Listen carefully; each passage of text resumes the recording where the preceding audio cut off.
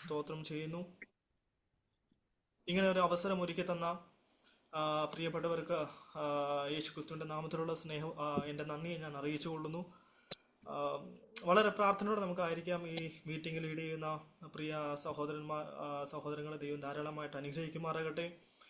ചെറിയ തുടക്കങ്ങളെ ദൈവം തിരസ്കരിക്കുന്ന ദൈവമല്ല, അവൻ അത് പൂർത്തീകരണത്തിലേക്ക് എത്തിക്കുന്ന കർത്താവാണ്. അതുകൊണ്ട് ദൈവം നമ്മുടെ എന്ത് ആവശ്യങ്ങളാണെങ്കിലും അത് നിറവേറ്റുവാൻ സർവശക്തനായ ദൈവത്തെയാണ് നമ്മൾ സേവിക്കുന്നത്. ഈ രാത്രി നമ്മൾ കുറച്ചു പേരെ ഉള്ളെങ്കിലും ദൈവത്തിന്റെ ആത്മാവ് നമ്മളോട് സംസാരിക്കുവാൻ സർവശക്തനായ ദൈവമാണ്.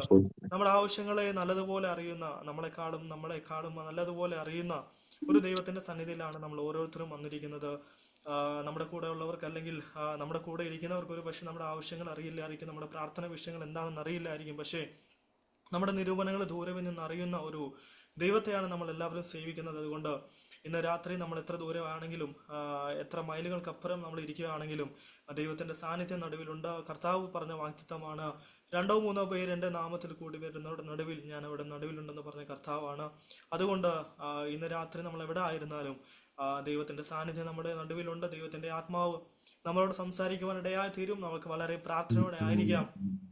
ഈ രാത്രി എല്ലാ ആഴ്ചകളും നടത്തുന്നത് പോലെ ദൈവത്തിന്റെ ഹിതപ്രകാരമുള്ള മീറ്റിംഗ് ആയതുകൊണ്ട്, അല്ലെങ്കിൽ ദൈവത്തിന്റെ നിയോഗപ്രകാരമുള്ള മീറ്റിംഗ് ആയതുകൊണ്ട് ദൈവത്തിന്റെ ആത്മാവ് നമ്മൾ സംസാരിക്കുവാൻ ഇടയായി തീരും.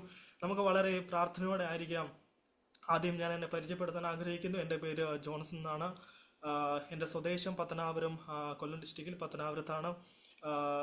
ഞാൻ 3 മാസമായിട്ട് ഒമാനിലാണ് വർക്ക് ചെയ്തുകൊണ്ടിരിക്കുന്നത്. അപ്പോൾ തന്നെ കഴിഞ്ഞ നാളുകൾ ദൈവത്തിന് വേണ്ടി പല മേഖലകളിൽ ശുശ്രൂഷിപ്പാനും ശുശ്രൂഷകൾക്ക് ചുമതല കൊടുക്കുവാനൊക്കെ കർത്താവ് എനിക്ക് അവസരങ്ങൾ ഒരുക്കി. ഒന്നും എൻ്റെ കഴിവ് കൊണ്ടല്ല, എൻ്റെ പ്രാപ്തി കൊണ്ടല്ല, മറിച്ച് ഒരു സമയത്ത് ആർക്കും വേണ്ടാതെ, അല്ലെങ്കിൽ ഒന്നിനും കഴിവില്ലാതെ, ഒന്നിനും കൊള്ളാത്തവനായി പല മേഖലകളിലും പുറകിൽ മാറി നിന്ന സമയത്ത് ദൈവം എന്നെ മുമ്പോട്ട് കൊണ്ടുവരുവാനും ദൈവത്തിന്റെ വചനത്തെ കർത്താവ് എനിക്ക് തരുവാനിടയായി തീർന്നു. അങ്ങനെ പല മേഖലകളിൽ, പല വേദികളിൽ ദൈവത്തിനോട് നിൽക്കുവാൻ കർത്താവ് എനിക്ക് അവസരങ്ങൾ ഒരുക്കി. ഇന്ന് രാത്രികാലം നമ്മൾ സേവിക്കുന്ന ദൈവം, നമ്മൾ ഉപയോഗിക്കുന്ന ദൈവമാണ്. നമുക്ക് കഴിവില്ലെന്നോ, നമുക്ക് പ്രാപ്തിയില്ലെന്നോ, നമ്മൾ യോഗ്യരല്ലെന്ന് പറഞ്ഞ് നമ്മൾ തള്ളിക്കളയുന്ന ദൈവമല്ല. നമ്മൾ എത്രത്തോളം നമ്മൾ ഒന്നുമില്ലെന്ന് നമ്മൾ എത്രത്തോളം പറയുന്നു, അത്രത്തോളം ദൈവം നമ്മളെ ഉപയോഗിക്കുവാൻ സർവശക്തനായ ദൈവമാണ്. അതുകൊണ്ട് ഈ രാത്രി നമ്മുടെ മുമ്പിൽ അല്പസമയം വചനത്തിന് മുമ്പിൽ ഉണ്ടെങ്കിലും നമുക്ക് വളരെ പ്രാർത്ഥനയോടായിരിക്കാം. വചനത്തെക്കുറിച്ച് പറയുന്ന ദൈവത്തിന്റെ വചനം സ്വർഗത്തിൽ എന്നേക്കും സ്ഥിരമായിരിക്കുന്ന വചനമാണ്. ഈ ഭൂമിയിൽ ദൈവം മനുഷ്യനുമായി സംസാരിക്കുന്ന ഒരു മേഖലയാണ്, അല്ലെങ്കിൽ ഒരു കമ്മ്യൂണിക്കേഷൻ മേഖലയാണ് ദൈവത്തിന്റെ വചനം എന്ന് പറയുന്നത്. ദൈവത്തിന്റെ ആത്മാവ് നമ്മളോട്, ഓരോ വ്യക്തികളോട് സംസാരിക്കുന്നത് ദൈവത്തിന്റെ വചനത്തിൽ കൂടിയാണ്. അതുകൊണ്ട് ഇന്ന് രാത്രി നമ്മൾ വചനം സംസാരിക്കുമ്പോൾ, അല്ലെങ്കിൽ ഞാൻ വചനം സംസാരിക്കുമ്പോൾ, അത് ദൈവത്തിന്റെ വചനമായിട്ട് നമ്മൾ ഏറ്റെടുക്കുമ്പോൾ അത് ദൈവത്തിന്റെ വിടുതലായി തീരുവാനിടയായി തീരും. നമുക്കറിയാം, പൗലോസ് ലേഖനങ്ങൾക്കകത്ത് പറഞ്ഞൊരു വാക്കുണ്ട്, ഞങ്ങളുടെ പ്രസംഗം അത് ദൈവത്തിന്റെ ശബ്ദമായി നിങ്ങൾ ഏറ്റെടുത്തത് കൊണ്ട് ദൈവത്തിന്റെ വചനം നിങ്ങളുടെ ഹൃദയത്തിൽ പ്രവർത്തിപ്പാനിടയായി തീർന്നു. അതുകൊണ്ട് ഇന്ന് രാത്രി ആര് പ്രസംഗിക്കുന്നു എന്നുള്ളതല്ല, മറിച്ച് ആ ദൈവത്തിന്റെ വചനം ദൈവത്തിൻ്റെതായതുകൊണ്ട് അതിന്റെ പ്രവൃത്തി ചെയ്ത് അത് മടങ്ങി വരുവാനിടയായി തീരും. അതുകൊണ്ട് ഈ രാത്രി അല്പസമയത്തെ ചിന്തയ്ക്ക് വേണ്ടി 1 പത്രോസിന്റെ ലേഖനം അതിന്റെ 5-ാം അധ്യായം 7-ാമത്തെ വാക്യം ആരെങ്കിലും ഒന്ന് ശബ്ദമുയർത്തി ഒന്ന് വായിക്കാമോ? പത്രോസ് എഴുതിയ ലേഖനം, 1-ാം ലേഖനം അതിന്റെ 5-ാം അധ്യായം അതിന്റെ 7-ാമത്തെ വാക്യം ആരെങ്കിലും ഒന്ന് ശബ്ദമുയർത്തി വായിച്ചാട്ടെ. അവൻ നിങ്ങൾക്കായി കരുതുന്നതാകയാൽ നിങ്ങളുടെ സകല ചിന്താകുലവും അവന്റെ മേൽ ഇട്ടുകൊള്ളുവീൻ. അവൻ നിങ്ങൾക്കായി കരുതുന്നതാകയാൽ നിങ്ങളുടെ സകല ചിന്താകുലവും അവന്റെ മേൽ ഇട്ടുകൊള്ളുവീൻ. ഒരു നിമിഷം ഒന്ന് കണ്ണുകളടച്ച് ദൈവസന്നിധി ഒന്ന് പ്രാർത്ഥിച്ചാട്ടെ. ഇന്ന് രാത്രി ദൈവത്തിന്റെ ആത്മാവിന് എന്താണ് നമ്മളോട് സംസാരിക്കാനുള്ളത്, നമ്മുടെ ആവശ്യങ്ങൾ എന്താണോ അത് നല്ലതുപോലെ അറിയുന്ന ദൈവത്തിന് മുമ്പിലാണ് നമ്മൾ ഇന്ന് രാത്രി കടന്നു വന്നിരിക്കുന്നത്. ഇന്ന് രാത്രി ഹൃദയത്തെ സമർപ്പിച്ച് നമുക്ക് ദൈവസന്നിധി ഒന്ന് പ്രാർത്ഥിക്കാം. നമ്മൾ എത്ര ദൂരമായിരിക്കുന്നു എന്നുള്ളതല്ല, മറിച്ച് ദൈവത്തിന്റെ സാന്നിധ്യം നമ്മുടെ നടുവിലുണ്ട്. ദൈവത്തിന്റെ സാന്നിധ്യം കൊണ്ടാണ് നമ്മൾ ഇന്ന് രാത്രി ഇവിടെ കടന്നു വന്നിരിക്കുന്നത്. ആമേൻ. വെള്ളത്തിന്റെ മേൽ പരിവർത്തിച്ച ദൈവത്തിന്റെ ആത്മാവാണ്. അതുകൊണ്ട് ഇന്ന് രാത്രി ദൈവത്തിന്റെ ആത്മാവിന്റെ പരിവർത്തനം നമ്മുടെ നടുവിൽ നടക്കുമ്പോൾ അസാധ്യങ്ങൾ സാധ്യമായി മാറും. അവന് വഴിയില്ലാത്ത മേഖലകളിൽ ദൈവം നമുക്ക് വേണ്ടി വഴികളെ തുറന്നു തരുവാൻ ഇടയായി തീരും. നമ്മുടെ കഴിവല്ല, നമ്മുടെ പ്രാപ്തിയല്ല, നമ്മുടെ യോഗ്യതകളല്ല, മറിച്ച് പരിശുദ്ധാത്മാവ് ഒരു മേഖല ഏറ്റെടുത്ത് തുടങ്ങിയാൽ ആമേൻ അവിടെ ദൈവിക ഉണ്ടാകുവാൻ ഇടയായി തീരും. അവൻ ഉൽപ്പത്തി പുസ്തകം 20 പറയുന്നു, അവൻ ആഴത്തിന്റെ മേൽ ഇരുൾ വെളിപ്പെട്ടിരുന്നു, പക്ഷേ ആമൻ ദൈവത്തിന്റെ ആത്മാവ് വെള്ളത്തെ മേൽ പരിവർത്തിച്ചു തുടങ്ങിയെന്ന് പറയുന്നു. അപ്പോൾ ആമേൻ ദൈവത്തിന്റെ ആത്മാവിന് ഇരുളൊരു പ്രശ്നമല്ല, ആമേൻ നമ്മുടെ സാഹചര്യങ്ങൾ പ്രശ്നമല്ല. ഇന്ന് രാത്രി നമ്മൾ ഏറ്റെടുത്ത് നമ്മൾ തന്നെ സമർപ്പിച്ച് പ്രാർത്ഥിക്കാൻ തയ്യാറാണെങ്കിൽ ദൈവം നമുക്ക് വേണ്ടി അത്ഭുതങ്ങളെ ചെയ്യുവാനിടയായി തീരും. ഇന്ന് രാത്രി പറയപ്പെട്ട വചനത്തെ ഓർത്ത് നമുക്ക് ദൈവസന്നിധിയിൽ നമുക്ക് പ്രാർത്ഥിക്കാം. കർത്താവേ, പരിശുദ്ധനിതരമായ ദൈവമായ സ്വർഗീയ നല്ല പിതാവേ, കർത്താവെ, നൽകപ്പെട്ട നല്ല വചനത്തിനായി സ്തോത്രം ചെയ്യുന്നു. അങ്ങ് ആടിനെ ഉപയോഗിക്കണം, ആടിനെ നാവിനോട് കൂടെ ഉണ്ടായിരിക്കണം. ദൈവം പ്ലാറ്റ്ഫോമിലായിരിക്കുന്ന ജനത്തെ ദൈവകരങ്ങളെ ഏൽപ്പിച്ച് പ്രാർത്ഥിക്കുന്നു. അങ്ങ് അവരെ അനുഗ്രഹിക്കണമെന്ന് പ്രാർത്ഥിക്കുന്നു. ദൈവത്തിന്റെ വചനം ഇന്ന് രാത്രി അവരുടെ ജീവിതത്തിൽ വലിയ ക്രിയകളെ ദൈവം ചെയ്യുമാറാകണമെന്ന് പ്രാർത്ഥിക്കുന്നു. കർത്താവെ, വചനം സംസാരിക്കുന്ന നാടിനെ യേശുവിന്റെ രക്തത്താൽ മുദ്രയിടുന്നു. എന്റെ കുടുംബത്തെ കർത്താവെ, നാട്ടിലായിരിക്കുന്ന ഭവനങ്ങളെ കർത്താവ്, വാഹനങ്ങളിലെ യേശുവിന്റെ രക്തത്താൽ മുദ്രയിട്ട് പ്രാർത്ഥിക്കുന്നു. കർത്താവ്, ശത്രുവിനെ അവകാശം പറയുവാൻ സ്വർഗം അനുവദിക്കില്ലേ, ശത്രുവിനെ വാദിക്കുവാൻ സ്വർഗം അനുവദിക്കില്ലേ എന്ന് പ്രാർത്ഥിക്കുന്നു. യേശു ക്രിസ്തുവിന്റെ രക്തത്തിന്റെ മറവിൽ ഓരോരുത്തരെയും മുദ്രയിട്ട് പ്രാർത്ഥിക്കുന്നു. കർത്താവെ, ക്രൂശിന്റെ മറൽ മറയ്ക്കണമേ. ഇത് മീറ്റിംഗ് ലീഡ് ചെയ്യുന്ന അഭിഷിക്തന്മാരെ കർത്താവിന്റെ കരങ്ങളിൽ ഏൽപ്പിച്ച് പ്രാർത്ഥിക്കുന്നു. കർത്താവെ, വചനം സംസാരിപ്പാണ്ടിനെ ശക്തീകരിക്കണം, മഹത്വം പങ്കെടുക്കണം. യേശു ക്രിസ്തുവിന്റെ നാമത്തിൽ തന്നെ ആമേൻ. അവൻ ഇന്ന് രാത്രി നമ്മൾ വായിച്ച അധ്യായം ഇതാണ്. പത്രോസ് എഴുതിയ 1-ാം ലേഖനം അതിന്റെ 5-ാം അധ്യായം അതിന്റെ 7-ാമത്തെ വാക്യമാണ്. 7-ാമത്തെ വാക്യത്തിൽ ഇങ്ങനെ പറയുന്നു, അവൻ നിങ്ങൾക്കായി കരുതുന്നതാകയാൽ നിങ്ങളുടെ സകല ചിന്താകുലവും അവന്റെ മേൽ ഇട്ടുകൊള്ളുവിൻ. നമുക്ക് പത്രോസിനെ കുറിച്ച് അറിയാം. വിശുദ്ധ വേദപുസ്തകത്ത് നമ്മൾ കൂടുതലായി പ്രസംഗിക്കുന്ന രണ്ട് വ്യക്തികളാണ്, അല്ലെങ്കിൽ യേശു കർത്താവ് കഴിഞ്ഞ് നമ്മൾ കൂടുതൽ പ്രസംഗിക്കുന്ന രണ്ട് വ്യക്തികളാണ് പത്രോസും പൗലോസും എന്ന് പറയുന്ന രണ്ട് വ്യക്തികൾ. യേശുവിന്റെ കൂടെ നടന്ന, അല്ലെങ്കിൽ യേശുവിന്റെ ശുശ്രൂഷ കാലഘട്ടത്തിൽ, പരസ്യശുശ്രൂഷ കാലഘട്ടത്തിൽ കർത്താവിന്റെ കൂടെ ഇരിപ്പാനും കർത്താവിന്റെ കൂടെ ശുശ്രൂഷകൾ ചെയ്യുവാനും കർത്താവ് തിരഞ്ഞെടുത്ത 12 ശിഷ്യന്മാരിൽ ഒരു ശിഷ്യനായിരുന്നു പത്രോസ് എന്ന് പറയുന്ന യേശുവിന്റെ ശിഷ്യനായിരുന്ന പത്രോസ്. ആമേൻ. ആ പത്രോസിനെ കുറിച്ച് നമുക്ക് എല്ലാവർക്കും അറിയാം. ഒരു ദൈവത്തിന്റെ വചനം വായിക്കുന്ന, അല്ലെങ്കിൽ ദൈവത്തിന്റെ വചനം പഠിക്കുന്ന എല്ലാവർക്കും അറിയാം പത്രോസ് ആരാണെന്നും പത്രോസിന്റെ സ്വഭാവം എന്തായിരുന്നെന്നും. അവൻ പത്രോസിനെ കുറിച്ചൊക്കെ നമുക്ക് നല്ലപോലെ, അല്ലെങ്കിൽ കേട്ടും നമുക്ക് വായിച്ചും പരിചയമുള്ള ഒരു വ്യക്തിത്വമാണ് അപ്പോസ്തലനായ പൗലോസ്. ആമേൻ. അപ്പോസ്തലനായ പത്രോസ്. ആമേൻ. യേശുവിന്റെ ശിഷ്യനായിരുന്ന പത്രോസ് തന്നെ ലേഖനങ്ങൾ എഴുതുവാനിടയായി തീർന്നു. ആമേൻ. ഒരു സമയത്ത് പത്രോസിനെ കുറിച്ച് പറയുന്നു, പത്രോസ് മീൻപിടുത്തക്കാരനായിരുന്നു. വലിയ വിദ്യാഭ്യാസവും യോഗ്യതകളോ ഇല്ലായിരുന്നു. പക്ഷേ ദൈവത്തിന്റെ ആത്മാവ് പത്രോസിന്റെ മേൽ വെളിപ്പെട്ടപ്പോൾ ഇപ്പോൾ കാണുന്ന, അല്ലെങ്കിൽ ദൈവസഭയ്ക്ക് ഒരു തുടക്കമിടുവാൻ തക്കവണ്ണം പത്രോസിനെ കർത്താവ് അധികാരപ്പെടുത്തുവാനിടയായി തീർന്നു. അങ്ങനെ പത്രോസിൽ കൂടിയാണ് പുതിയ നിയമസഭയെ ദൈവം ഈ ഭൂമിയിൽ ഉടലെടുക്കുവാനിടയായി തീർന്നത്. മർക്കോസിന്റെ മാളികയിൽ പത്രോസിൽ കൂടിയാണ് ദൈവത്തിന്റെ പ്രവൃത്തി പത്രോസിൽ കൂടിയാണ് വെളിപ്പെടുവാനിടയായി തീർന്നത്. അതിന് പുറകിൽ വ്യാപരിച്ച ഒരു ദൈവിക വാഗ്ദത്തമാണ്, ഞാൻ സഭയെ പണിയും, പാതാള ഗോപുരങ്ങൾ അതിന് ജയിക്കുകയില്ല, സ്വർഗരാജ്യത്തിന്റെ താക്കോൽ ഞാൻ നിനക്ക് തരുമെന്ന് കർത്താവ് യേശു ക്രിസ്തു വാഗ്ദത്തം ചെയ്ത വ്യക്തിത്വമായിരുന്നു പത്രോസ് എന്ന് പറയുന്ന വ്യക്തിത്വം. ആ പത്രോസിൽ കൂടിയാണ് ദൈവസഭയ്ക്ക് അടിസ്ഥാനമിടുവാൻ പരിശുദ്ധാത്മാവ് ഇടയായി തീർന്നത്. ആമേൻ. ഇന്ന് രാത്രി നമ്മൾ വായിച്ചത് ഈ പത്രോസിന്റെ ലേഖനമാണ്. പത്രോസ് എഴുതിയ ലേഖനമാണ്. പത്രോസിന്റെ ലേഖനത്തിനകത്ത് ഈ പത്രോസിന്റെ ലേഖനം എഴുതപ്പെടാനുള്ള സാഹചര്യങ്ങൾ എന്താണെന്ന് അതിന്റെ 1-ാം അധ്യായം അതിന്റെ 1ഉം 2ഉം അത് വായിക്കുന്നവർക്ക് മനസ്സിലാകും. 1ഉം 2ഉം വായിച്ചാട്ട്. പത്രോസ് എഴുതിയ 1-ാം ലേഖനം അതിന്റെ 1-ാമത്തെ അധ്യായം 1ഉം 2ഉം വാക്യങ്ങളൊന്നും ആരെങ്കിലും വായിച്ചാട്ട്.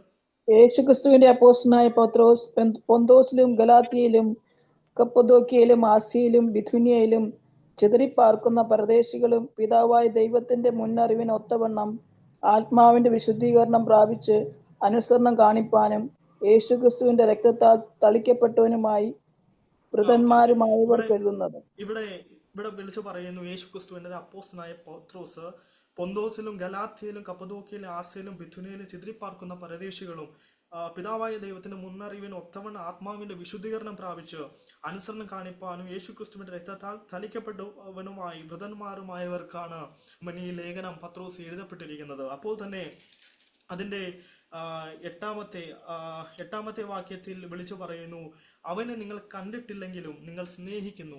ഈ ലേഖനം എഴുതുമ്പോൾ ഇത്രയും ജാതികൾ, അല്ലെങ്കിൽ ഇത്രയും സ്ഥലത്തുള്ള വ്യക്തികൾക്ക് ലേഖനം എഴുതുമ്പോൾ അവരെ കുറിച്ച് വിളിച്ചു പറയുന്നു, അവർ യേശു കർത്താവിനെ അവർ ജഡത്തിൽ കണ്ടിട്ടില്ല, അല്ലെങ്കിൽ അവർക്ക് യേശു കർത്താവിനെ നേരിട്ടുള്ള കണ്ടുള്ള പരിചയം വ്യക്തികൾക്ക്, ഈ സ്ഥലത്തുള്ള വ്യക്തികൾക്കില്ല.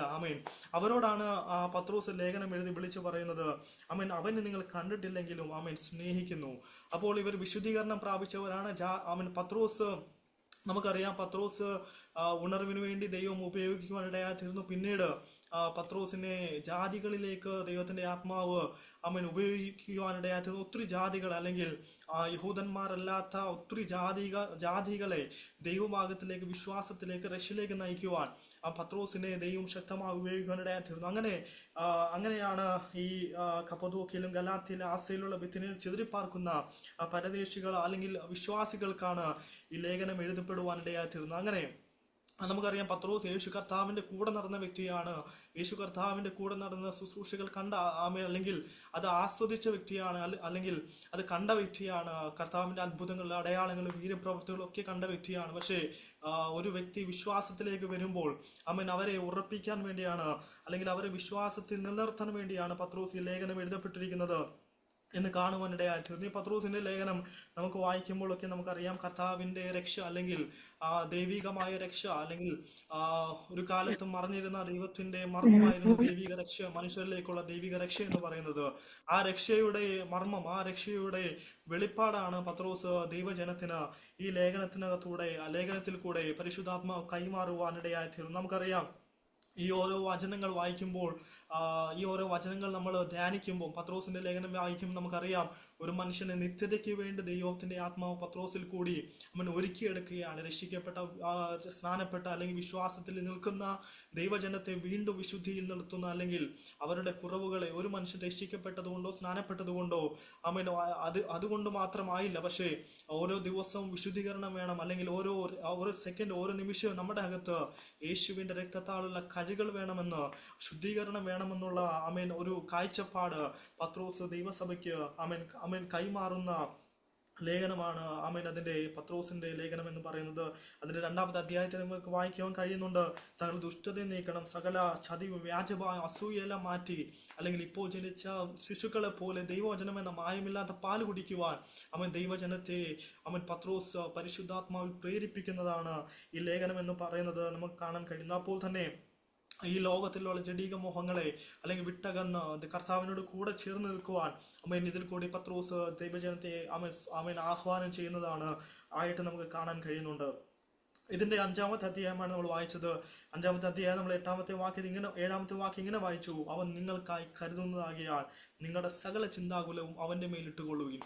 നമുക്കറിയാം ഞാൻ ആദ്യം പറഞ്ഞതുപോലെ ഒത്തിരി പേര് യേശുവിനെ അറിഞ്ഞ് ജാതീയ മേഖലകളിൽ നിന്ന് കർത്താവിന്റെ വിശ്വാസത്തിലേക്ക് വരുവാനിടയായി തീർന്നു. പക്ഷേ പലരും ജാതികളിൽ നിന്ന് വിശ്വാസത്തിലേക്ക് വരുമ്പോൾ അവരുടെ ഹൃദയത്തിൽ ഉണ്ടാകുന്ന ആദ്യം ചോദ്യങ്ങളാണ്: ഇനി ഞങ്ങൾക്ക് വേണ്ടി ആര് കരുതും, ഞങ്ങൾക്ക് വേണ്ടി ആര് വഴി തുറക്കും, ഞങ്ങൾക്ക് വേണ്ടി ആര് വഴി തുറക്കുമെന്നുള്ള ചിന്തകളും ആകുലതകളുമായി ഒത്തിരി പേര് വിശ്വാസത്തിൽ നിന്ന് പുറകോട്ട് പോകുന്നതും ഒക്കെ നമുക്ക് ഈ കാണാൻ കഴിയുന്ന ഒരു കാലഘട്ടത്തിലാണ് നമ്മൾ ആയിരിക്കുന്നത്.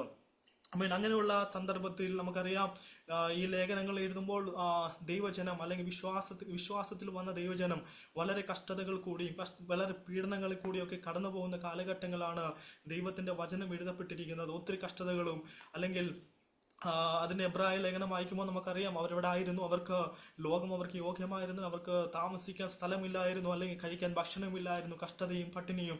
അങ്ങനെ വിശ്വാസത്തിലേക്ക് വന്നപ്പോൾ ഒരു സമയത്ത് അവരെ കരുതിയിരുന്നവർ പോലും അവരെ മറന്നു കളഞ്ഞ ഒരു കാലഘട്ടങ്ങൾ ക്രിസ്ത്യ ജീവിതത്തിൽ അവർക്ക് ഫേസ് ചെയ്യേണ്ടി വന്നു, അവർക്ക് അഭിമുഖീകരിക്കേണ്ടി വരുവാനിടയായിത്തീർന്നു. പക്ഷെ ആ സമയത്താണ് പത്രോസ് ആ ജനത്തെ പറഞ്ഞുറപ്പിക്കുന്നതാണ്: അവൻ നിങ്ങൾക്കായി കരുതുന്നതാകിയാൽ നിങ്ങളുടെ സകല ചിന്താകുലവും അവന്റെ മേലിട്ടുകൊള്ളു.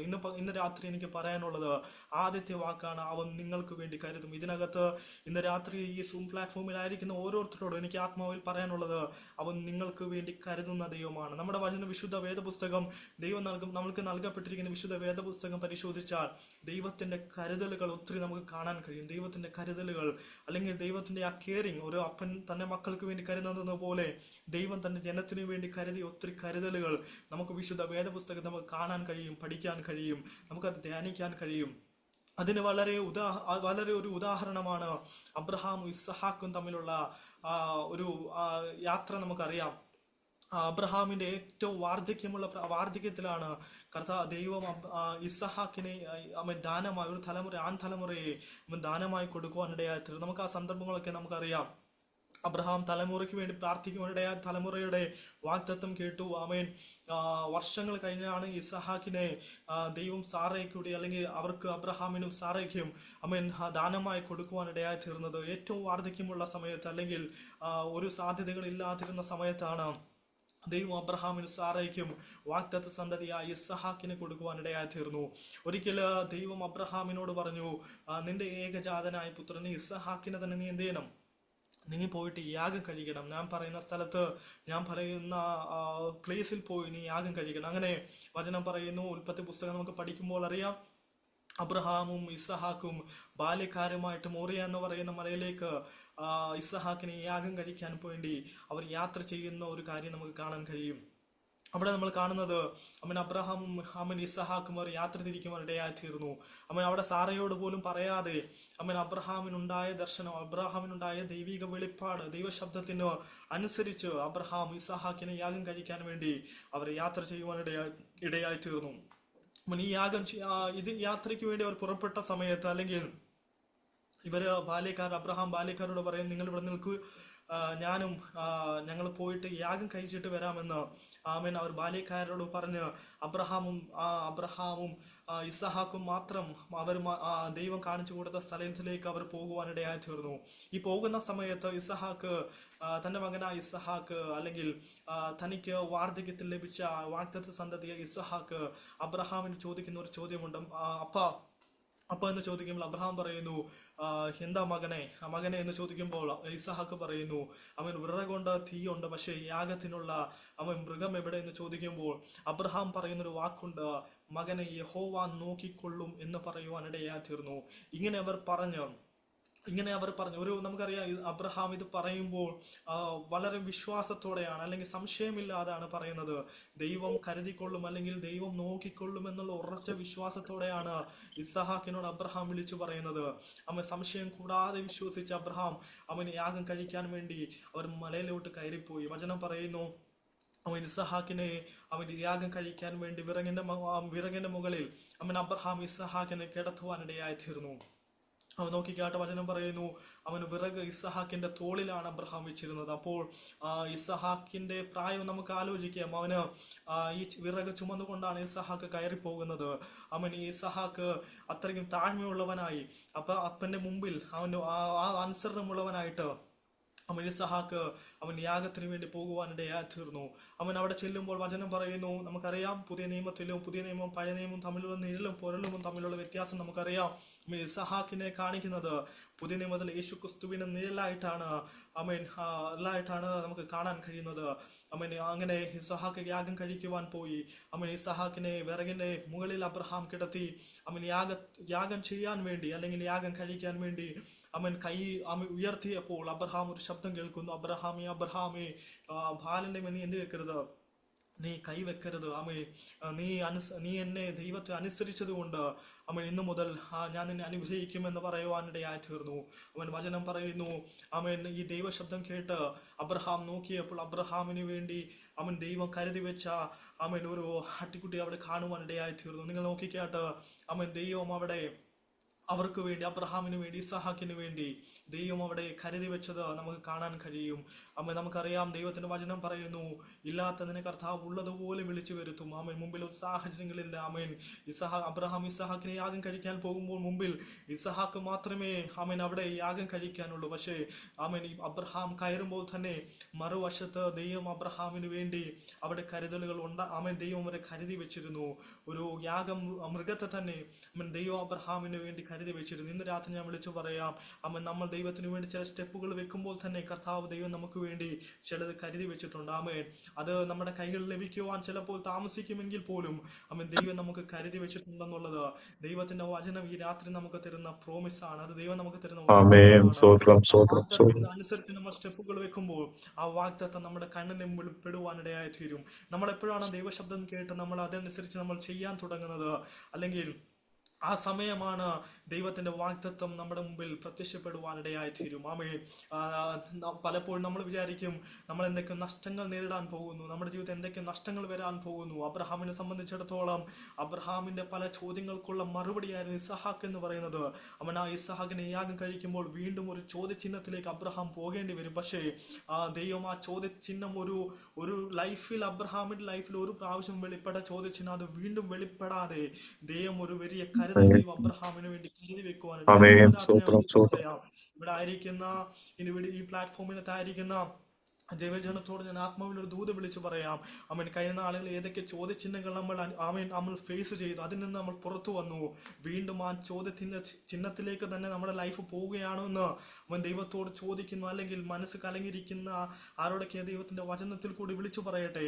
അവൻ ഇനി മേലാൽ ആ ചോദ്യചിഹ്നങ്ങൾ നമ്മുടെ മുന്നിൽ ഫേസ് ചെയ്യാതിരിക്കേണ്ടതിന് കർത്താവ് എനിക്ക് നിങ്ങൾക്ക് ആമേൻ. വേണ്ടി ദൈവം ചിലത് കരുതി വെച്ചിട്ടുണ്ട്. ആമേൻ. ആമേൻ. ആ കരുതലുകൾ നമ്മുടെ കണ്ണിന് മുമ്പിൽ നമ്മൾ കാണും, അത് നമ്മൾ പ്രാപിക്കുക ആമേൻ. തന്നെ ചെയ്യും. അതുകൊണ്ടാണ് വചനം പറയുന്നത്, അബ്രഹാം ആ സ്ഥലത്തിന് യഹോവ ഇരേ എന്ന് പേരിട്ടു. യഹോവ ഇരേ എന്ന് പറഞ്ഞാൽ യഹോവ കരുതിക്കൊള്ളും. അപ്പോൾ ദൈവത്തിന്റെ ആമേൻ. കരുതലാണ് അബ്രഹാം ഇസഹാക്കും കാണുവാൻ ഇടയായിത്തീരുന്നു. ഇന്ന് രാത്രി വിളിച്ചു പറയാം, നമ്മുടെ ലൈഫിൽ നമ്മൾ പല ചോദ്യചിഹ്നങ്ങൾ ഫേസ് ചെയ്തവരാണ്, അതിൽ നിന്നൊക്കെ നമ്മൾ മറുപടി കണ്ടവരാണ്. പലതും നമ്മൾ ദൈവത്തോട് വാഗ്ദത്തങ്ങൾ ചോദിച്ചു മേടിച്ചവരാണ്. ഇന്ന് രാത്രി ഞാൻ വിളിച്ചു പറയാം, അവൻ ഇനി ഒരിക്കലും ആ ചോദ്യചിഹ്നങ്ങൾ നമ്മുടെ മുമ്പിൽ വരാതിരിക്കേണ്ടെന്ന്. ദൈവശബ്ദത്തിൽ ആമേൻ. നാം നിലകൊണ്ടാൽ ദൈവം നമുക്ക് വേണ്ടി അത്ഭുതങ്ങളെ ചെയ്യുവാനിടയായി തീരും. അതുകൊണ്ടാണ് ഇവിടെ ആമേൻ. വിളിച്ചു പറയുന്നത്, അവൻ നിങ്ങൾക്ക് വേണ്ടി കരുതുന്ന ദൈവമാണ്. ആമേൻ. അവൻ പത്രോസിനെ സംബന്ധിച്ചിടത്തോളം, പത്രോസ് യേശു കർത്താവിന്റെ കൂടെ നടന്ന 3.5 വർഷങ്ങൾ കർത്താവിന്റെ കരുതലുകൾ കണ്ട വ്യക്തിയാണ് പത്രോസ് എന്ന് പറയുന്നത്. ഒരു സ്ഥലത്ത് യേശു ശിഷ്യന്മാരുമായി അല്ലെങ്കിൽ ജനവുമായി പുരുഷാരവുമായി മരുഭൂമിയിൽ ദൈവത്തിന്റെ വചനം, കർത്താവിന്റെ വചനമായി യേശു കർത്താവ് പ്രസംഗിച്ച കാര്യം നമുക്ക് അറിയാൻ കഴിയും. ആമേൻ. അങ്ങനെ അവർ 3 ദിവസമായി യേശുവിന്റെ കൂടെ നിൽക്കുമ്പോൾ യേശുവിന്റെ ശിഷ്യന്മാരിൽ ഒരാൾ ചോദിക്കുന്ന ഒരു ചോദ്യമുണ്ട്. ഇവർ 3 ദിവസമായി നമ്മുടെ കൂടെ ഇരിക്കുന്നു, ഇവർ ഊരുകളിൽ പോയി ഭക്ഷണം കഴിച്ചുകൊള്ളട്ടെ, അല്ലെങ്കിൽ അവര് തളർന്നു പോകും, അല്ലെങ്കിൽ അവര് ക്ഷീണിച്ചു പോകുമെന്നുള്ള ഒരു കാര്യം യേശുവിനോട് പറയുവാനിടയായിരുന്നു. പക്ഷേ കർത്താവ് വിളിച്ചു പറയുന്നു, കർത്താവ് ചോദിക്കുന്നു, നിങ്ങളുടെ കയ്യിൽ എത്ര അപ്പവും എത്ര മീനുമുണ്ട്?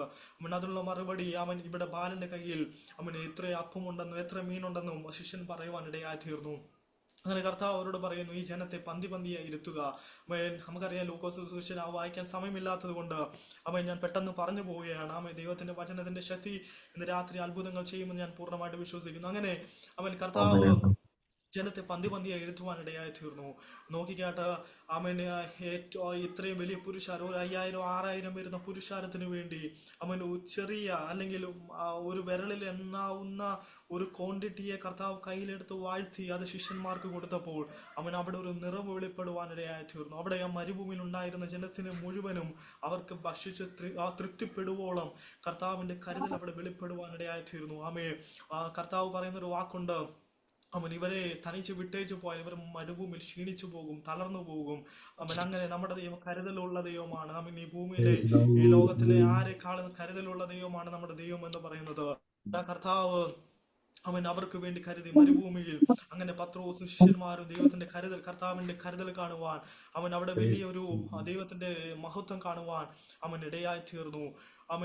ദൈവത്തിന്റെ നിറവ് കണ്ട് സന്തോഷിപ്പാൻ ഇടയായി തീർന്നു. അപ്പോൾ ഇവിടെ പറയുന്നു, ദൈവം കരുതുന്ന ദൈവമാണ്. ഈ എക്സ്പീരിയൻസ് ആണ് ശിഷ്യന്മാര്, പത്രോസ് പുതിയ നിയമസഭയ്ക്ക്, അല്ലെങ്കിൽ അന്ന് ആ സ്ഥലത്ത് ലേഖനം എഴുതുമ്പോൾ പറയുന്നത്, എനിക്ക് വേണ്ടി, അല്ലെങ്കിൽ ഞങ്ങളുടെ ശുശ്രൂഷ മേഖലകളിൽ ഞങ്ങൾക്ക് വേണ്ടി കരുതിയ കർത്താവ് നിങ്ങൾക്ക് വേണ്ടി കരുതുവാൻ സർവശക്തനാണെന്നുള്ള ആ ഉറപ്പ്, അല്ലെങ്കിൽ ആ വിശ്വാസം, ആ ഒരു പ്രത്യാശ പത്രോസ് ദൈവജനത്തോട് കൈമാറുന്നതാണ് ഈ ലേഖനത്തിനകത്ത് കാണുവാൻ കഴിയുന്നത്.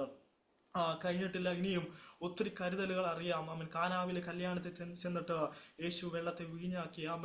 ഒരു കരുതലുകളും ഒരു സാധ്യതകളില്ലാത്ത സ്ഥാനങ്ങളിൽ പോലും കർത്താവിന്റെ കരം ചെല്ലുമ്പോൾ അത് കരുതലുകളായി തീരും. നമുക്ക് കാണുവാൻ കഴിയാത്ത മേഖലകളിൽ ദൈവത്തിന്റെ കരം ചെല്ലുമ്പോൾ അവിടെ ദൈവത്തിന്റെ നിറവായും ദൈവത്തിന്റെ കരുതലുകളായി മാറുവാൻ ഇടയായിത്തീരുന്നു. ഇന്ന് രാത്രി ഇവിടെ ആയിരിക്കുന്ന നമ്മൾ ഓരോരുത്തരും പലപ്പോഴും ദൈവത്തിന്റെ കരുതലുകൾ കണ്ടവരാണ്. മാനുഷികമായ കരുതലുകൾ ഒത്തിരി നിന്നുപോയപ്പോഴും, മാനുഷികമായ ഒത്തിരി നമ്മളെ സഹായിച്ചതൊക്കെ പലപ്പോഴും നമ്മളൊന്ന് മാറിപ്പോയപ്പോഴും അവിടെയൊക്കെ ദൈവം നമ്മളെ കരുതിയ ദൈവമാണ്. നമുക്കറിയാം അബ്രഹാം ഹാഗാറിനെ അവൻ ഒരു കുടം വെള്ളവുമായിട്ട് പറഞ്ഞയക്കും മുമ്പിൽ സാഹചര്യമൊന്നുമില്ല. അവൻ ഹാഗാർ ഇസ്മായിലിന്റെ മരണം കാണുവാൻ കഴിയാതെ അവൻ ഒരു അമ്പേറ് ദൂരത്തിൽ മാറി നിൽക്കുമ്പോൾ അവൻ ദൂതനിറങ്ങി ദൈവം ദൂതനിറങ്ങി ഹാഗാറിന് വേണ്ടി ഇസ്മായിലിന് വേണ്ടി ആ മരുഭൂമിയിൽ നീറുറവെ കരുതുവാനിടയായി തീരുന്നു. രാത്രി വിളിച്ചു പറയാം, എനിക്ക് നിങ്ങൾക്ക് വേണ്ടി കരുതുന്ന ഒരു ദൈവത്തെയാണ് നമ്മൾ സേവിക്കുന്നത്. അതുകൊണ്ട് വചനം പറയുന്നു, അവൻ നിങ്ങൾക്കായി കരുതുന്നതാകിയ നിങ്ങളുടെ സകല ചിന്താകുലം, വചനം പറയുന്നു നിങ്ങളുടെ സകല ചിന്താകുലവും എബ്രായ ലേഖനം 12-ാമത്തെ അധ്യായത്തിൽ പറയുന്നു, അതുകൊണ്ട് സകല ഭാരം ദൈവത്തിന്റെ വചനം പറയുന്നത് നിങ്ങളുടെ ഏതെങ്കിലും ഭാരം എന്നല്ല, ഏതെങ്കിലും ഒരു വിഷയത്തിന് എന്നല്ല, നിങ്ങളുടെ സകല ഭാരവും അല്ലെങ്കിൽ നിങ്ങളുടെ സകല ചിന്താകുലകളും. വിശുദ്ധ വേദപുസ്തകത്തിനകത്ത് ഏതെങ്കിലും വിഷയത്തിന് മാത്രമല്ല മറുപടി ഉള്ളത്. നമ്മൾ ജീവിക്കുന്ന നമ്മുടെ ഈ ആയുസ്സിൽ നമ്മൾ അഭിമുഖീകരിക്കേണ്ടി വരുന്ന സകല വിഷയത്തിന് മേലും ദൈവത്തിന്റെ വചനത്തിൽ അല്ലെങ്കിൽ ദൈവത്തിന്റെ ശബ്ദത്തിനകത്ത് ദൈവത്തിന്റെ കരുതലുകളുണ്ട്. ഏതെങ്കിലും നമുക്കറിയാം ഈ ജാതികൾ സേവിക്കുന്ന ജാതീയ ദൈവങ്ങൾ, അവർക്ക് എല്ലാ വിഷയങ്ങളും ഹാൻഡിൽ ചെയ്യാൻ പറ്റത്തില്ല. അവർക്ക് 33 കോടി ദേവന്മാരെന്ന് പറയുമ്പോൾ അവർക്ക് ഓരോ ദൈവങ്ങൾ ഓരോ ആവശ്യത്തിന് വേണ്ടിയുള്ള ദൈവങ്ങളാണ്. പക്ഷേ നമ്മുടെ ദൈവം പറയുന്നു, അവൻ നമ്മുടെ സകല ചിന്താകുലങ്ങളെയും നമ്മുടെ സകല ഭാരങ്ങളെയും അവൻ ഏറ്റെടുക്കുവാൻ സർവശക്തനായ ദൈവമാണ്. ആമേ ദൈവത്തിന്റെ വചനം റോമർക്കെതിരെ ലേഖനത്തിൽ വിളിച്ചു പറയുന്നു, പൗലോസ് വിളിച്ചു പറയുന്നു, അവൻ സ്വന്തം പുത്രനെ ആദരിക്കാതെ നമുക്ക് വേണ്ടി തന്നവൻ അവനിൽ കൂടി നമുക്ക് സകലതും നൽകാതിരിക്കും. അപ്പോൾ ദൈവം പറയുന്ന വാഗ്ദത്തമാണ്, അവൻ സ്വന്തം പുത്രനെ ആദരിക്കാതെ നമുക്ക് വേണ്ടി തന്നെങ്കിൽ അവൻ നമ്മുടെ സകല ആവശ്യങ്ങളെയും നിറവേറ്റുവാൻ സർവശക്തനായ ദൈവമാണ്. അതുകൊണ്ട് വചനം പറയുന്നു, നിങ്ങളുടെ സകല ചിന്താകുലങ്ങളും ചിന്താകുലങ്ങൾ എന്താണ് ഇംഗ്ലീഷിനകത്ത് ആങ്സൈറ്റി എന്ന് പറയും. ഈ ചിന്താകുലങ്ങൾ ഇല്ലാത്ത മനുഷ്യരില്ല. ഭൂമിയിൽ ഒരു 20 വയസ്സ് ഒരു 25 വയസ്സ് വരെ അല്ലെങ്കിൽ അപ്പന്റെ മാതാവിന്റെ പിതാവിന്റെ തണലിൽ നിന്ന് മാറിക്കഴിയുന്ന സമയം മുതൽ മനുഷ്യന്റെ അല്ലെങ്കിൽ ഒരു വ്യക്തിയുടെ ചിന്താകുലങ്ങൾ തുടങ്ങുവാനിടയായിത്തീരുന്നു.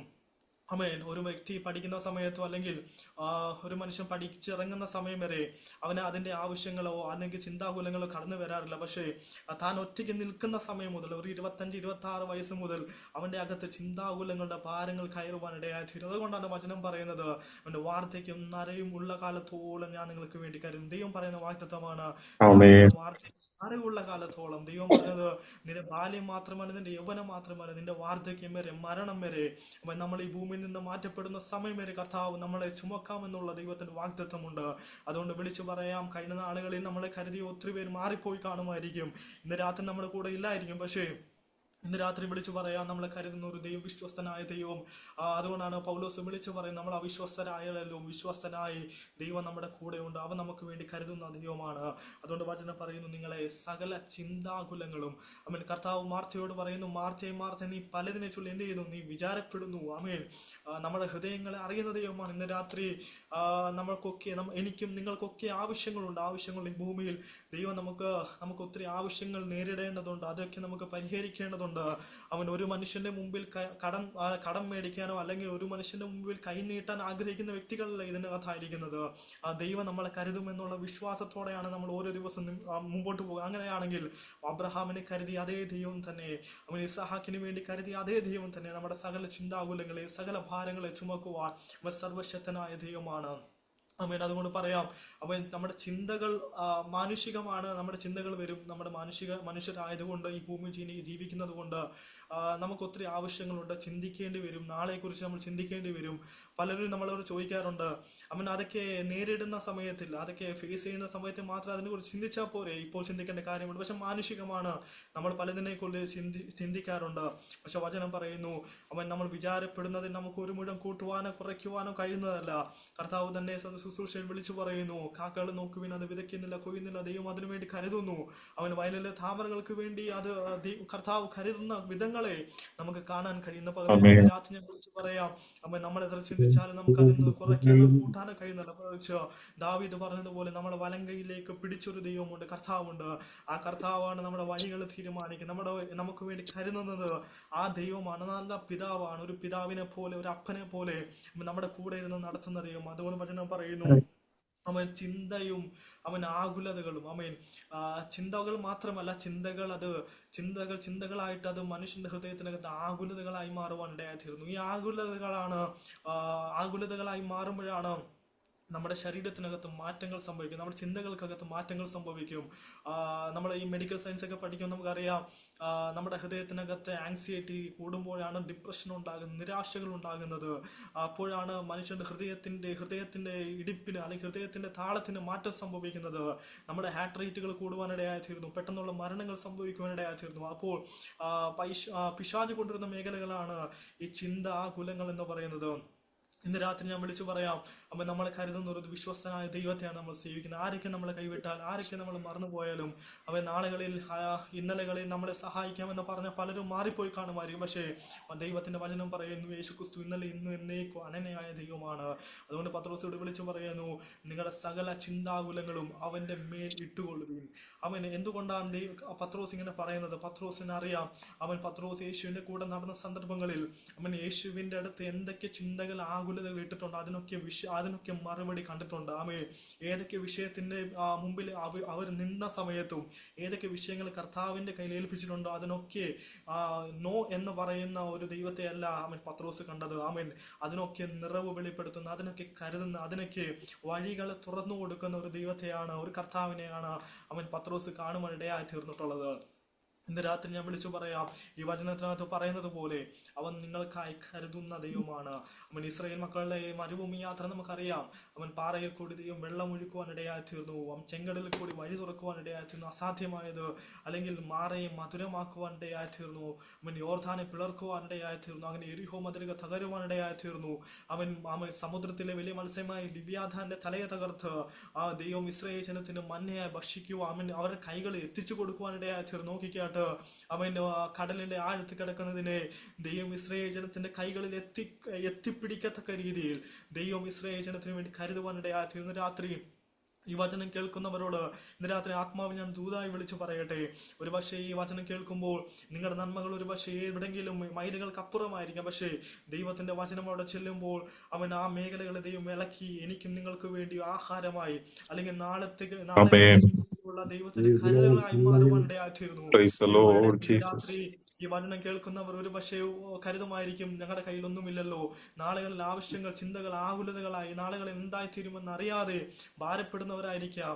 ഞാനും നിങ്ങളും പലപ്പോഴും ചിന്തകൾ ആകുലതകളായി മാറി പലപ്പോഴും പ്രാർത്ഥിക്കുവാൻ കഴിയാതെ പലപ്പോഴും നിരാശകൾ കയറി പോകുന്ന അവസ്ഥകൾ എൻ്റെ നിങ്ങൾ ഹൃദയത്തിനകത്ത് വരാറുണ്ട്. പക്ഷെ വചനം പറയുന്നു, അവൻ നിങ്ങൾക്ക് വേണ്ടി കരുതുന്ന ആകെ നിങ്ങളുടെ സകല ചിന്താകുലകളും അവന്റെ മേൽ ഇട്ടുകൊള്ളുവിൻ. എന്തുകൊണ്ടാണ് ഇത് പത്രോസ് ഇങ്ങനെ വിളിച്ചു പറയുന്നത്? അതിന്റെ താഴോട്ട് തന്നെ പത്രോസ് വിളിച്ചു പറയുന്നു, അവൻ നിർമ്മതരായി ഉണർന്നിരിപ്പീൻ, നിങ്ങളുടെ പ്രതിയോഗിയായ പിശാച് അലർന്നു സിംഹം എന്ന പോലെ ആരെ വിഴുങ്ങേണ്ടെന്ന് ചുറ്റി നടക്കുന്നു. അപ്പോൾ ചിന്താകുലങ്ങൾ നമ്മുടെ ഹൃദയത്തിനകത്ത് കയറുമ്പോൾ അത് പിശാചിന് നമ്മളിലേക്ക് പ്രവേശിപ്പാനുള്ള ഒരു വാതിലായി തീരുവാനിടയായി തീരും. നമ്മൾ ചിന്താകുലങ്ങൾ നമ്മുടെ ഹൃദയത്തിനകത്ത് കയറുമ്പോൾ പിശാചിന് അത് നമ്മൾ വഴി തുറന്നു കൊടുക്കുന്നത് പോലെ ആയിത്തീരും. അതുകൊണ്ട് ഇത് രാത്രി വിളിച്ചു പറയാം, നമ്മുടെ ആവശ്യങ്ങൾ എന്ത് തന്നെയാണെങ്കിലും സകല ഭാരങ്ങളും ദൈവം നമ്മൾക്ക് വേണ്ടി സകല മേഖലകളിലും ദൈവം നമുക്ക് വേണ്ടി കരുതുന്ന ദൈവമാണ്. ഒരു പക്ഷെ തലമുറകളുടെ വിഷയമായിരിക്കാം, അല്ലെങ്കിൽ ഇതിനകത്ത് ആരുടെങ്കിലും വിവാഹത്തോടുള്ള ബന്ധത്തിലുള്ള വിഷയങ്ങളായിരിക്കാം. ദൈവമേ നല്ലൊരു തുണയെ കരുതണമെന്ന് പ്രാർത്ഥിക്കുന്നതിനകത്തുണ്ടായിരിക്കാം, അല്ലെങ്കിൽ തലമുറകൾക്ക് വേണ്ടി നല്ല വിദ്യാഭ്യാസം കരുതണമെന്ന് പ്രാർത്ഥിക്കുന്നവരുണ്ടായിരിക്കാം. പക്ഷെ ഞാൻ വിളിച്ചു പറയാം, ദൈവത്തിന്റെ വചനം പറയുന്നു, അവൻ നിങ്ങൾക്ക് വേണ്ടി കരുതുന്ന ദൈവമാണ്. എനിക്ക് നിങ്ങൾക്ക് വേണ്ടി അവൻ കരുതാൻ ശക്തനായ ദൈവമാണ്. ദൈവത്തിന്റെ വചനം യെശയ്യാ പ്രവാചകന്റെ പുസ്തകത്തിൽ വിളിച്ചു പറയുന്നു, അവന്റെ കൈ കുരുകി പോയിട്ടില്ല, അവന്റെ ചെവി മന്ദമായി പോയിട്ടില്ല. ഇന്ന് രാത്രി ഈ വചനത്തെ ഏറ്റെടുക്കുവാൻ നമ്മൾ കഴിയുമെങ്കിൽ ദൈവത്തിന്റെ കരുതലുകൾ വരും ദിവസങ്ങളിൽ, വരും നാളുകളിൽ നമ്മുടെ എല്ലാ മേഖലകളിൽ കാണുവാനിടയായി തീരും. പത്രോസിന്റെ ഒരു സമയത്ത് നമുക്കറിയാം, പത്രോസിനോട് കർത്താവ് പറയുന്നു, അല്ലെങ്കിൽ അവർക്ക് ടാക്സ് കൊടുക്കുന്ന അല്ലെങ്കിൽ അവർക്ക് ചുങ്കം കൊടുക്കുന്ന കുറിച്ച് വിളിച്ചു പറയുമ്പോൾ കർത്താവ് പത്രോസിനോട് പറയുന്നു, നീ ആദ്യം ചൂണ്ടയിടുന്ന മീനിനകത്ത് തന്നെ നിനക്കുള്ള നന്മ ഉണ്ടാകുമെന്ന് പത്രോസിനോട് പറയുവാനിടയായിത്തീരും. അങ്ങനെ യേശുവിന്റെ കൂടെ നടന്ന പത്രോസിന് വേണ്ടി ദൈവം വലിയ കരുതലുകൾ കരുതുവാനിടയായിത്തീരും. ഇന്ന് രാത്രി എന്ന് കേൾക്കുന്ന നിങ്ങളോട് പറയാനുള്ളത്, എനിക്ക് നിങ്ങൾക്ക് വേണ്ടി ദൈവം ചിലത് കരുതി വെച്ചിട്ടുണ്ട്. വിശ്വാസത്തോടെ നമ്മൾ ഈ രാത്രി മുമ്പോട്ട് പോകാൻ തയ്യാറാണെങ്കിൽ നാളുകളിലെ പ്രാർത്ഥനകൾ ഇല്ലെങ്കിൽ ഇന്നലകളിലെ പ്രാർത്ഥനകൾക്കുള്ള മറുപടികൾ ദൈവത്തിന്റെ കരുതലുകളായി മാറുവാനിടയായി തീരും. അതുകൊണ്ട് ഈ രാത്രി ഈ വചനങ്ങൾ ദൈവം നമ്മളെ സഹായിക്കട്ടെ. ഈ കേൾക്കുന്ന ഇന്ന് രാത്രി ഈ സൂം പ്ലാറ്റ്ഫോമിലായിരിക്കുന്ന എല്ലാവരുടെ വിഷയത്തിന് മേൽ ദൈവത്തിന്റെ കരുതലുകൾ ഇന്ന് രാത്രി മുതൽ ഈ സമയം മുതൽ തുറന്നു വരട്ടെ എന്ന് ഞാൻ പ്രാർത്ഥിച്ചുകൊണ്ട് എനിക്ക് അവസരം തന്ന ദൈവത്തിന്റെ ജനത്തോടും പ്രിയ സഹോദരങ്ങളോടെല്ലാം നന്ദി അറിയിച്ചുകൊണ്ട് എൻ്റെ ഈ ചെറിയ ആലോചന വചന ശുശ്രൂഷന് ഇരുന്നു കൊള്ളുന്നു. ദൈവം ധാരാളമായി അനുഗ്രഹിക്കുമാറാകട്ടെ. ആമേൻ. സ്തോത്രം.